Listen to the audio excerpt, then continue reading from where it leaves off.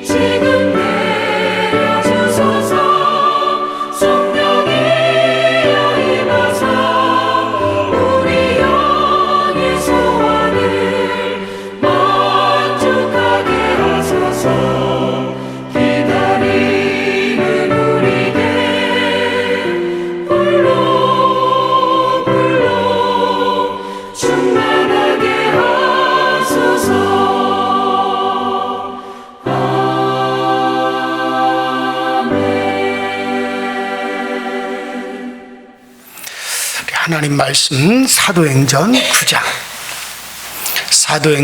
9장 26절부터 31절입니다. 사도행전 9장 26절부터 31절까지 여러분들이 한 목소리로 합독하여 함께 읽습니다. 시작. 사울이 예루살렘에 가서 제자들을 사귀고자 하나 다 두려워하여 그가 제자됨을 믿지 아니하니 바나바가 데리고 사도들에게 가서 그가 길에서 어떻게 주를 보았는지와 주께서 그에게 말씀하신 일과 다메섹에서 그가 어떻게 예수의 이름을 담대히 말하였는지를 전하니라. 사울이 제들과 함께 있어 예루살렘에 출입하며 또 주 예수의 이름으로 담대히 말하고 헬레파 유대인과 함께 말하며 변론하니 그 사람이 죽이려고 힘쓰거늘 형제들이 알고 가이사랴로 데려다가서 다소로 보내니라. 그리하여 온 유대와 갈릴리와 사마리아 교회가 평안하여 든든히 서가고 주를 경외함과 성령의 위로로 진행하여 수가 더 많아지니라. 아멘. 자, 지난 시간에 사울이라고 하는 바울이 주님을 만난 후에 다메섹에서 엄청난 빛 가운데 예수님을 만난 후에 그가 변화되었어요. 그가 성령 충만함을 받고 아나니아를 통해서 그가 아주 예수 믿는 사람으로 변화됐습니다. 그가 변화된 후에 잠시 아나니아와 다메섹에 머물다가 이제 그는 머물면서 강력하게 예수를 전하고 유대인들에게 예수가 누구인가를 말을 하다가 그러다 호련히 그가 사라집니다. 성경에는 이 사도행전 9장에는 며칠이라고 얘기했지만은 그러나 갈라디아서에 보면 바울이 다메섹에서 그렇게 되고 난 후에 자기는 3년 동안 그는 아라비아 광야로 갔다라고 그렇게 고백했다라고 제가 말씀을 드렸습니다. 그래서 다메섹에서 주님을 만난 후에 아라비아 광야에 가서 3년 동안을 자기 수련을 한 후에 그리고 이제 3년 동안 훈련을 받은 이후에 다시 사울이 다메섹으로 돌아옵니다. 자, 돌아온 바울이 어떻게 변했는가를 말씀드리면서 가는 곳마다 위험이 있고 고통이 있고 핍박이었지만 하나님이 지켜주심을 제가 말씀드리면서 그가 담대히 예수를 전한 이야기를 지난 시간까지 말씀을 드렸어요. 자, 그러면서 오늘 계속 이어지는 26절에 보니까 자, 그렇게 다메섹에서 3년 동안 훈련받고 돌아와서 예수를 전하다가 26절에 보니까 사울이 예루살렘으로 가야겠구나. 예루살렘에 누가 있습니까? 초대교회가 있어요. 그리고 거기에 누가 있습니까? 예수님의 제자들, 사도들이 예루살렘에 있습니다. 그래서 사울이 예루살렘에 가서 제자들을 사귀고자 하나 다 두려워하여 그의 제자됨을 믿지 아니하니 그랬어요. 사도들을 좀 만나야겠다. 자기가 예수님을 만났지만 3년 반 동안 예수님을 따라다녔던 사도들을 자기가 직접 만나 그들로 하여금 이제 예수를 직접 듣고 그들과 사귐을 갖기 위해서 예루살렘으로 사울이 갔지만은 뭐 그것도 그럴 것이에요. 얼마 전까지 살기 등등해서 예수 믿는 사람들을 핍박하고 잡아가두고 죽이던 일을 하던 그런 큰 권세를 가졌던 이 사울이 갑자기 변화되어서 이제 사도들을 만나겠다고 하니 뭐 두려워할 수밖에 없는 거죠. 자, 그래서 이제 예루살렘으로 돌아갔는데 예루살렘을 떠나온 지 3년 만에 돌아가는 길입니다. 3년 전에는 예수를 핍박하는 자로서 살기가 등등한 자로서 정치자들과 당시 종교 지도자로부터 권세를 받아 예수 믿는 자들을 잡아 죽이고 교회를 핍박했던 그가 3년 만에 다시 예루살렘으로 돌아옵니다. 자, 떠나올 때는 3년 전에 예루살렘을 떠나 나올 때는 핍박하는 자, 예수를 핍박하는 자, 교회를 핍박하는 자였지만 그가 3년 만에 다시 예루살렘으로 돌아갈 때는 예수 때문에 핍박을 받는 자가 되어서 돌아갑니다. 떠나올 때는 율법주의자였지만 이제는 은혜의 체험자가 되고 영혼을 사랑하는 자가 되어서 3년 만에 그가 예루살렘으로 돌아가는 겁니다. 자, 그런데 문제가 생겼어요. 예루살렘에 예수님 믿는 사람이 되어 돌아왔지만 다른 사람들이 그 사실을 믿지 못하는 거예요. 저걸 우리가 어떻게 믿냐? 저러다가 또 저놈이 우리를 잡아가지고 죽이고 잡아가두면 어떡하나. 그래서 아무도 사울을 믿지 못하는 겁니다. 과거에 있었던 사울의 행적을 살핀다면 그것도 당연한 일인 거예요. 불과 3년 전에 스데반을 죽이고 교회를 흩어버리고 예수 믿는 자들을 예수 믿는 자들을 쫓아가서 잡아 가두고 죽이고 그런 사람인데 쉽게 그 사울을 믿고 받아들일 수가 있겠습니까? 자, 그런데 하나님은 그때마다 이 사울을 위하여, 사명 있는 사울을 위하여 돕는 자를 세워놓으십니다. 다메섹에서 그가 거꾸로져 빛 가운데 예수를 만나고 소경이 되었을 때는 아나니아를 세워놓으신 하나님께서 이번에도 예루살렘을 갔지만 아무도 인정해 주지 않고 만나주지 않고 다 피했는데 이번에도 돕는 자를 세워놓으셨습니다. 바로 누굽니까? 바나바죠. 여러분들, 내가 하나님의 일을 한다면 돕는 자가 나타나는 것을 믿으시기 바랍니다. 일하다가 어려움에 빠지면 어려움에서 건져주는 자가 나타납니다. 하나님 일하다가 물질이 필요하면 물질로 봉사하는 자가 나타납니다. 모두 다 하나님께서 예비해 놓은 사람들이에요. 저는 목회 생활하면서 그걸 많이 경험을 했어요. 나를 도울 수 있는 사람. 그때마다 교회를 건축할 때도 그랬고, 자, 그리고 지금 무슨 일을 하고 있습니까? 그 일이 무엇이든 걱정하지 말고 하나님의 일이라면 담대히 하십시오. 하나님께서 우리를 도우시고 하나님께서 우리를 돕는 자를 세워놓으신 것을 믿으시기 바랍니다. 믿음으로 진행할 때 돕는 자들을 다 만나게 돼요. 사울이 어려움을 당하자 하나님께서 그가 예루살렘으로 올 것을 아시고 그를 돕는 자로 세워놓은 사람 바나바가 여기서 등장을 하죠. 자, 여러분, 바나바가 누굽니까? 사도행전 4장 36절 37절을 우리가 살펴보면 초대교회가 시작될 무렵 막 성령 충만해서 막 교회가 막 태동을 하고 왕성해질 무렵에 자기 재산을 팔고 밭을 팔아가지고 하나님의 일을 위해서, 교회를 위해서 내놓은 사람 중에 바로 바나바가 등장을 합니다. 바나바는 권위자, 즉 권면과 위로의 사람이고 자기 재산을 팔고 밭을 팔아 하나님께 드린 사람이에요. 상당히 물질적으로도 부유한 사람인 것을 알 수가 있어요. 세상적으로 본다면 어쩌면 이 바나바는 자기가 손해볼 짓만 하는 사람 같아요. 근데 사실 손해보는 짓만 하기 때문에, 그러기 때문에 그는 하나님께도 인정을 받았고 예루살렘에 있는 사도들과 모든 성도들에게 인정받는 그런 사람이 되었어요. 여러분들, 때때로 우리가 인정받기를 원한다면 손해보는 일을 즐거움으로 할 수가 있으셔야 됩니다.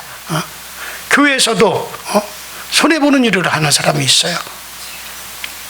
그 손해보는 사람이 누군가? 주의 일을 위해서 손해보는 사람, 교회를 위해서 손해보는 사람, 자기 물질을 손해보고 자기 시간을 손해보고 그 자기 귀한 몸을 희생하고, 세상적으로 보면 왜 그러나 하겠지만 그렇기 때문에 하나님께 인정받는 거예요.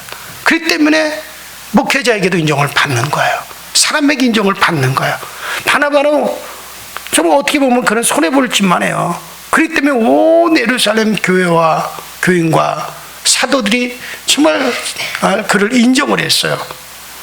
여러분들, 나를 포기하지 않고 내 유익을 포기하지 않는다면은 그런 인정받지 못해. 내 이익만 챙기고 나를 거를 포기하지 않는데 어떻게 인정을 받습니까?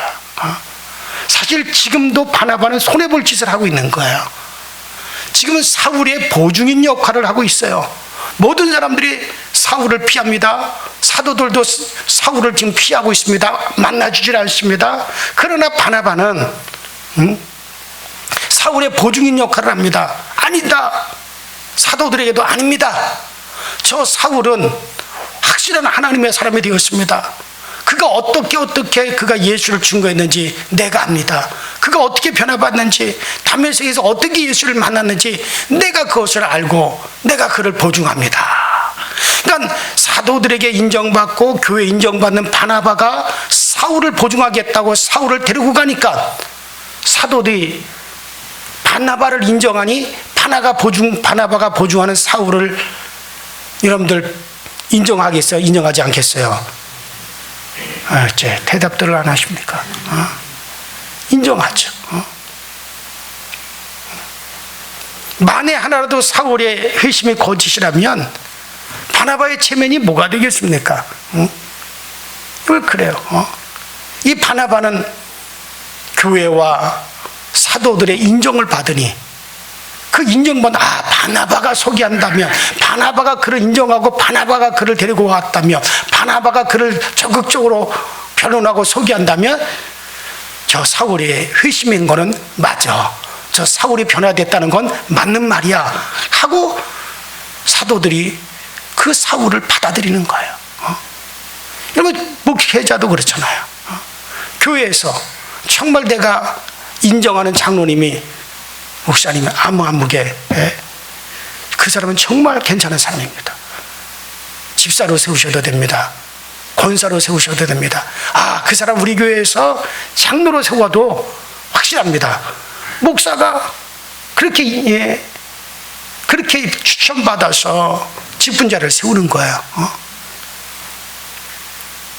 그런데 그것을 갖다가 본인도 평상시에 인정받지 못하는 일을 하면서 그분이 누구를 추천하고 누구를 세우기자라고 목회자가 얘기한다면 목회자가 그걸 받아들일 수 있겠습니까? 못 받아들이는 거예요. 그러나 내가 인정하고 정말 저 사람은 정말 인정하는 사람인데 저분이 추천한다면 틀림없을 거야. 자, 바나바가 바로 그런 사람입니다. 사도들이 바나바의 말을 듣고 그 혈기등등했던 사울에 대한 의심을 풀고 사울을 만나게 되죠. 그래요. 자, 여러분들, 그렇다면 우리는 어떻습니까? 이 일을 하면 하나님이 기뻐하시리라고 하는 걸 알고 있습니다.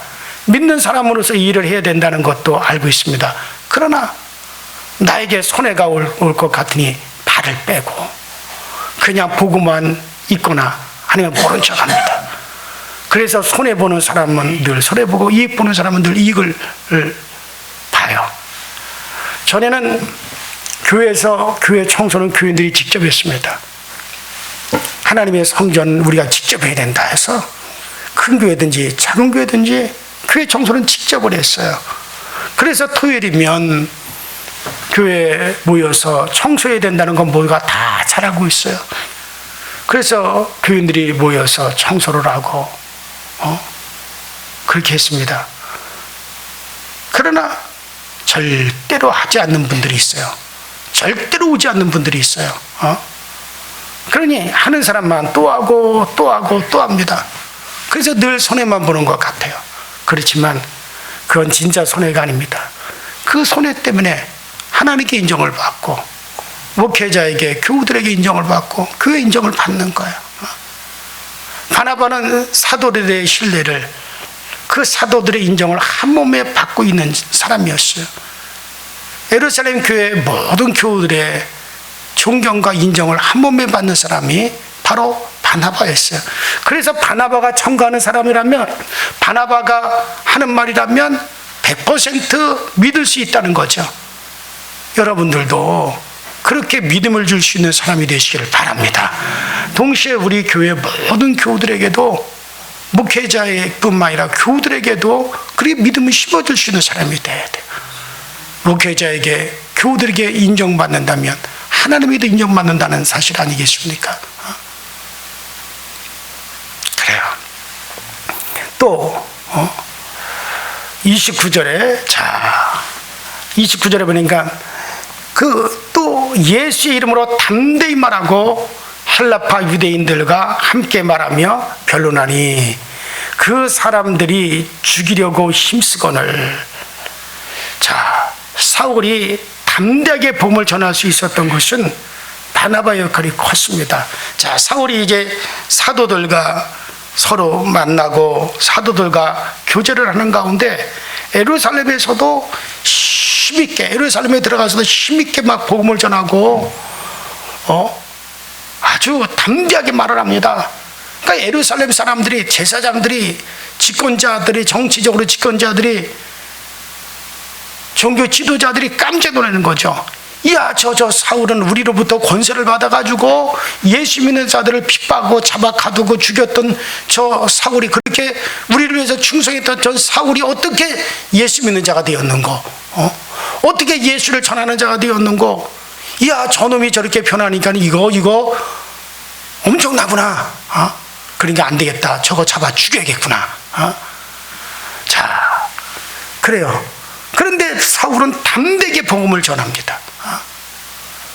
사울이 담대하게 이렇게 복음을 전할 수 있던 것은 바나바가, 또 사도들이 믿어주고 예루살렘 교회 교우들이 믿어주니까 더욱더 힘있게 그가 말하고 복음을 전할 수 있는 근거가 마련이 됐죠. 자, 사울의 담대한 복음 전파를 하니까 그 앞에서 사단이 가만히 있을 리가 있겠습니까? 유대인들을 충동을 시킵니다. 종교 지도자들을 막 또 충동을 시켜서 사울을 죽여야겠다. 저 사울을 죽여야겠다. 그래서 사도들과 예루살렘 교인들이 사울에게 말합니다. 예루살렘을 떠나라. 너 여기 있다가는, 여기서 계속 이렇게 복음을 전하다가는 네가 죽임을 당한다. 그러니 예루살렘을 떠나는 게 좋겠다. 그래서 사울은 예루살렘을 떠나 다소라고 하는 곳으로, 다소는 길리기아, 지금의 저 터키 북쪽에 있는 곳인데요. 그건 또 사울의 고향과 같은 데죠. 그래서 사울은 예루살렘을 떠나 다소로 행성지를 바꿉니다. 예수님을 만나고 나서 사울에게 계속되는 것은 핍박뿐인 것 같아요. 그것도 보통 핍박이 아니라 자칫 잘못하면 죽게 되는 핍박입니다. 여러분, 우리가 신앙생활하면서 늘 기도하는 것은 축복인데, 늘 하나님께 축복을 기도하는데, 기독교 역사 이래 최고의 신앙인인 바울은 축복보다 핍박받는 것, 고난받는 것만 잔뜩 보여주고 있습니다. 여러분이 예수 믿은 이후에 축복을 받았습니까? 그러면 감사하십시오. 예수 믿은 이후에, 그런데 축복은 오지 않고 고난이 더 커집니까? 그러면 더욱더 감사하세요. 고난받는 가운데 절대 가짜 신앙인은 없습니다. 고난받으면서 핍박받으면서도 신앙생활 하는 사람 중에는요, 절대 가짜 신앙인이 없어요. 고난이 클수록, 핍박이 클수록 진짜 그리스도인이라는 확실한 증거가 되어집니다. 우리 하나님은 그런 증거를 받으시기 원해요. 이 땅에서 우리가 진정한 그리스도인이라고 하는 증거를 주님은 확인하셔야 돼요. 그래야 천국에서 우리 있을 곳이 있는 겁니다.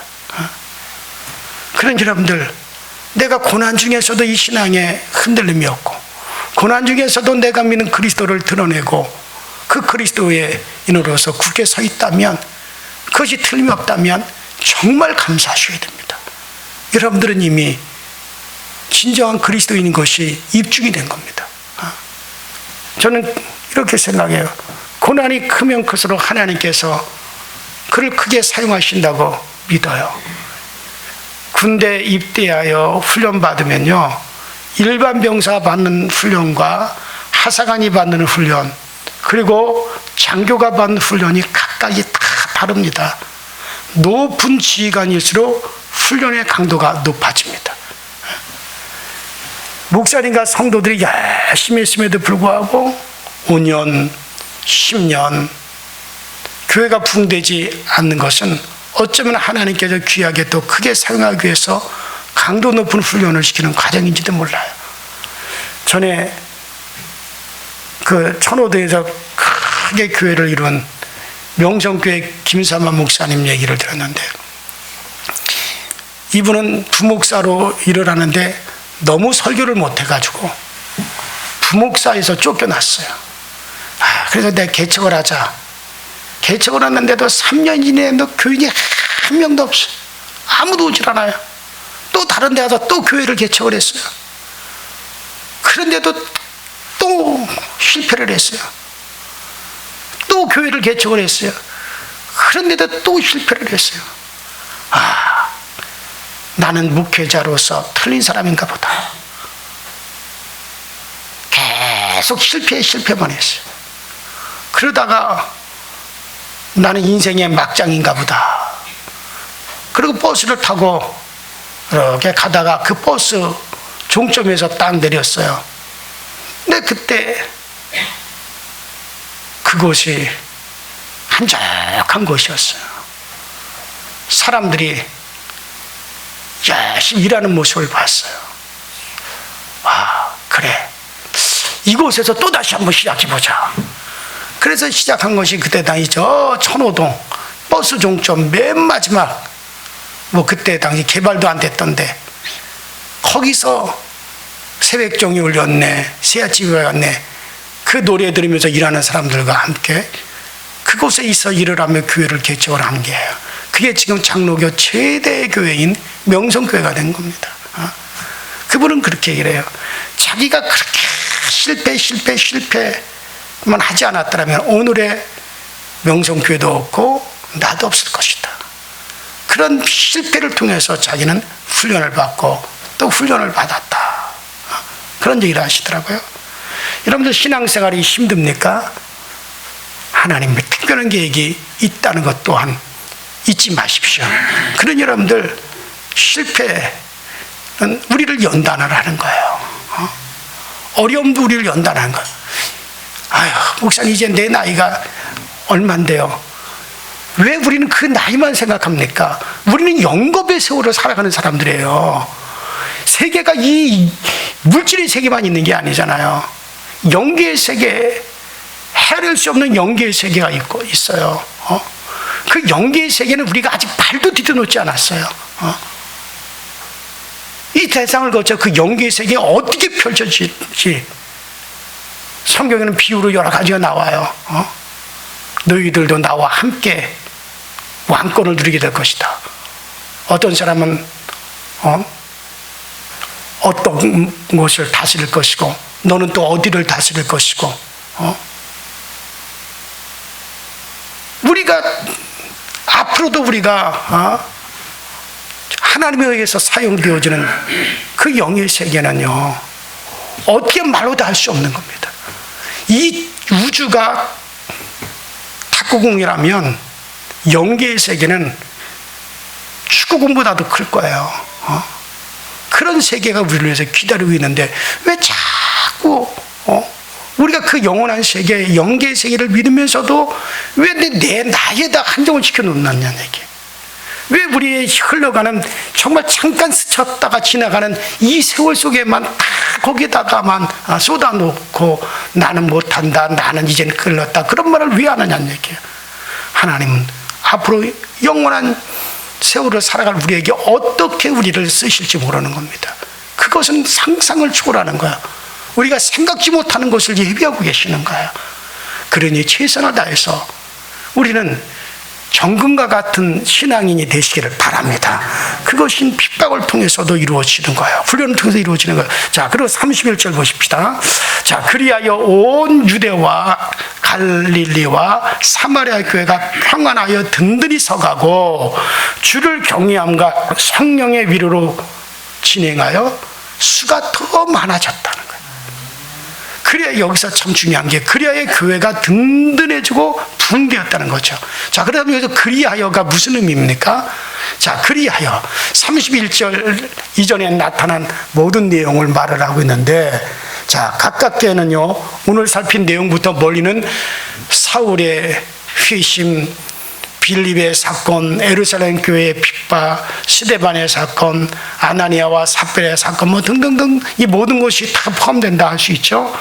사도 바울의 강력한 외침이 있었던 그 유명한 로마서 8장 28절의 말씀을 우리 모두 아실 겁니다. 우리가 알거니와 하나님을 사랑한 자, 곧 그 뜻대로 부르심을 입은 자들에게는 모든 것이 합력하여 선이 되느니라. 여러분 이 말씀만은 꼭 암송하세요. 로마서 8장 18절에 있는 이 말씀. 그래요. 사도행전에 나타난 모든 사건들이 합력하여 결국은 어떻게 됐습니까? 교회는 그러니까 든든해지고 그랬어요. 결국 이 모든 일이 합하여서 뭐 지금까지 우리가 사도행전을 지금까지 쭉 읽어오면서 여러 가지 사건들이 있었잖아요. 근데 이 모든 일 후에 교회는 더욱 든든히 서가고 그래요. 결국에 이 모든 핍박받는 일들, 성령 충만하니 있던 일들, 스데반이 순교를 하고 교회가 흩어지고 빌립의 놀라운 사마리아 붕의 역사 일어나고 사울의 회심이 일어나고 이 모든 것이 결국에 저는 합력해서 뭐가 되었다? 선을 이루었다. 그 선의 결과가 뭡니까? 교회는 평안하여 든든히 서갔다. 그래요. 우리에게 일어났던 좋고 나쁜 모든 사건, 그리고 앞으로 일어날 좋고 나쁜 모든 사건을 통해서 하나님은 우리에게 선을 이루십니다. 이건 반드시 그분이 이루십니다. 우리의 결론은 하나님께서 선을 이루어 주시는 것으로 결론이 나게 되어져 있습니다. 아름답게 해주십니다. 우리 교회가 승리하게 해주시고 우리가 축복을 받게 해주십니다. 자, 이 31절에 교회가 받은 두 가지 축복에 대해서 말합니다. 자, 첫 번째 든든히 서가는 축복이요. 두 번째는 뭡니까? 부흥의 축복이죠. 자, 그러니까 교회가 더 든든히 서가고 그 다음에 믿는 자의 수는 더 많아지고, 그러니까 교회가 든든히 서가는 거예요. 든든하게 교회가 세워졌어요. 그리고 두 번째는 부흥의 축복입니다. 자, 우리 교회가 이 두 가지 축복을 누리기 위해서 어떻게 해야 됩니까? 그 전제가 앞에 나와 있죠. 교회가 평안하여 든든히 서가고 그 다음에 믿는 자의 수가 많아졌다. 그 전제 조건, 교회가 튼튼히 세워지고 교회가 부흥되는 전제 조건이 뭡니까? 따라합시다. 평안하면. 그래요. 교회가 평안하면 든든히 서가고 그 다음에 믿는 자의 수가 더욱더 많아집니다. 우리 교회가 부흥되고 든든히 서려면 따라합시다. 평안하면. 교회가 평안해야 돼요. 자꾸 교인들끼리 다툼이 일어나고 말거리가 생기고 문제를 만들어내고 이 말하고 저 말하고 서로 의견이 대립되고 절대 교회는 부흥되지 않습니다. 절대 교회는 든든히 서갈 수 없어요. 교회가 든든히 서고 교회가 부흥이 안 되면 가정도 마찬가지. 다 연결이 되는 거예요. 그러니 여러분들 먼저는 우리 교회의 평안을 위해서 기도하시기 바랍니다. 그리고 절대로 우리들 스스로가 교회의 평안을 해치고 목회자의 목회를 해치는 일은 절대 하지 마십시오. 교회가 평안하면 든든히 세워지고 교회는 부흥되어진다는 것을 여기서 우리에게 말씀해주고 있는 거 아니겠습니까? 자, 그래요. 다음 시간에는 경외함과 성령의 일호로 교회가 부흥되는 이야기를 말씀을 드리겠습니다. 그래요. 오늘도 정말 우리 교회가 31절 우리 교회를 향한 말씀이다 생각하고, 자, 그래서 강서제일교회와 한국교회가 든든히 서가고 믿는 자의 수가 더욱더 많아지도록 여러분을 위해서 기도하시고, 그러기 위해서 정말 여러분들 평안하면 우리가 합력하고 또 서로가 또 합력하고 연합하여 교회가 평안하면 틀림없이 든든히 서가고 교회는 더욱더 여러분들 믿는 자의 수가 늘어나게 될 겁니다. 부흥될 겁니다. 우리 이제 다 같이 주여 한번 부르시고 합심하여 통성으로 기도하시다 돌아가십시다. 주여, 전능하신 하나님 우리 아버지, 오늘도 우리에게 은혜 주시고 정주셔서 주의 전에 나와 기도하게 하시고 하나님의 말씀을 의지하게 하시니 감사합니다. 날마다 주의 교회는 든든히 서갔습니다. 또 부흥되어 있습니다. 그것에 대한 핵심은 바로 아버지의 교회가 평안했기 때문에 든든히 서갈 수 있었습니다. 교회가 풍부될 수 있었습니다. 그렇다면 우리 강로교회가 평안하게 하여 주옵소서. 우리 교우들이 협력하여 모든 것을 서로 이루게 하시고 아름답게 하여 주시고 더욱더 우리 교회 모든 교우들이 협력할 수 있게 하여 주옵소서. 서로가 서로를 인정할 수 있게 하여 주옵소서. 우리가 서로 잘 협력하게 하여 주옵소서. 그래서 교회의 평안이 더욱더 튼튼해져 가게 하시고 교회의 평안이 더욱더 강성해져 가시도록 주님으로 도와주시고 우리 아버지 성도들의 가정